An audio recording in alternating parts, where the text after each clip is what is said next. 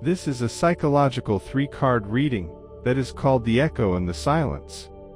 It explores why you still feel him even now, what you've been trying to manage internally, and what's actually happening in the energetic space between you, beneath the surface. Let's begin. First, what still pulls you toward him? The Scythe. This card shows that the connection wasn't neutral. Something in that interaction, whether it was a look, a phrase, or a single moment, struck deeply and unexpectedly, almost like a symbolic wound. It wasn't something you planned to feel, and it likely caught you off guard, but the intensity of it created a lasting imprint. Even if time has passed or communication has faded, your system still registers that impact, and part of you remains magnetized to the place where that rupture happened.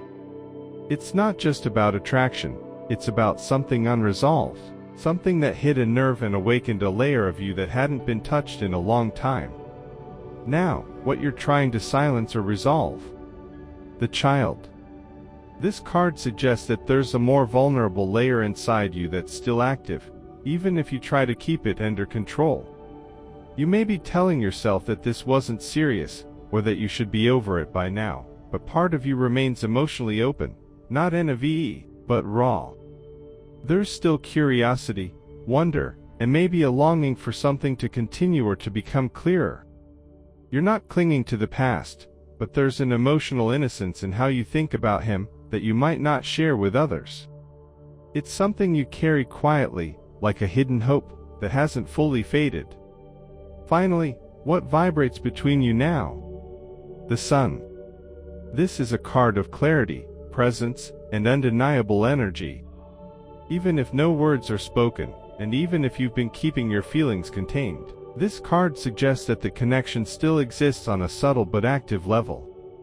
There's a vitality between you, a shared frequency, and whether or not he's aware of it, something in the field still resonates.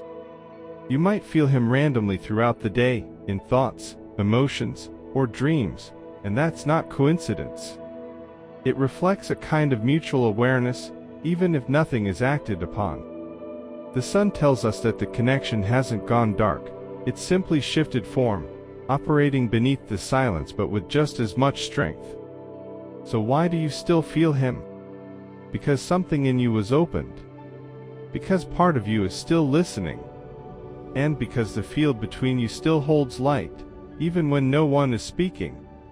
Thank you for being here. If this resonates, feel free to explore more readings on the channel.